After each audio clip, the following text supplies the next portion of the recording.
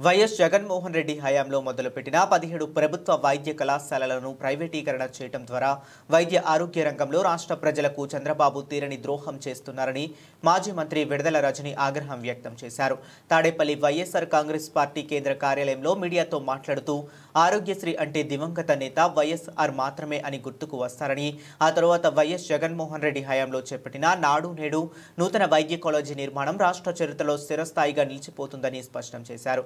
ప్రజల్లో ఆ మంచి పేరును చెరిపివేయాలన్న కుట్రతో పాటు ఇన్సూరెన్స్ పేరుతో తమ వారికి కట్టబెట్టడానికి కూటమి ప్రభుత్వం ప్రైవేటీకరణకు పాల్పడుతుందని మండిపడ్డారు. మనము ఒక గవర్నమెంట్ మెడికల్ కాలేజ్లో మనకు అఫిలియేట్ అయినటువంటి బోధన హాస్పిటల్ ఏదైతే ఉంటుందో ఆ గవర్నమెంట్ బోధన హాస్పిటల్కి ఒక రోగి, ఒక పేదవాడు ఆ హాస్పిటల్కి వస్తే అక్కడ మన జగనన్న హయాంలో చూస్తే అక్కడ ఆ వచ్చినటువంటి ఆ పేదవాడికి ఓపీ ఫ్రీ, ఆ తర్వాత డాక్టర్ కన్సల్టేషన్ ఉంటుంది, అది ఫ్రీ.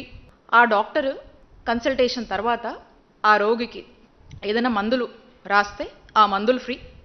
లేదు ఏదన్నా టెస్టులు చేసుకోమని అతనికి ఉన్నటువంటి పరిస్థితి వల్ల ఓ సిటీ స్కానో, ఓ ఎంఆర్ఓయో, ఒక ఎక్స్రేయో లేదా ఏదైనా బ్లడ్ టెస్టులు ఏదైనా చేసుకోమంటే అవి ఫ్రీ. ఆ టెస్టుల తర్వాత ఆ రిపోర్ట్ తీసుకొని మళ్ళీ రీకన్సల్టేషన్కి వెళ్తే ఆ రీకన్సల్టేషన్ ఫ్రీ. లేదు మందులు వేసుకుంటే సరిపోతుంది, లేదంటే ఏదైనా సర్జరీ చేయాలో లేదా ఆపరేషన్ చేయాలో ఏదైనా థెరపీ చేయాలో ఏదైనా చెప్పినా ప్రతి అక్కడున్నటువంటి ఏ ట్రీట్మెంట్ ఆ డాక్టర్ సజెస్ట్ చేసినా కూడా అది ఫ్రీయే. అక్కడ ఆ పేదవాడికి ఒక్క రూపాయి కూడా తన సొంత ఖర్చు లేదు, తన మీద ఏ భారం పడట్లేదు. ప్రభుత్వంగా జగనన్న తీసుకున్నటువంటి బాధ్యత. ఈ రోజున చంద్రబాబు నాయుడు గారి నాయకత్వంలోని కూటమి ప్రభుత్వం వచ్చాక ఇవన్నీ మీరు అమ్మకానికి పెట్టి ఈ రోజున పరిస్థితి ఏంటి?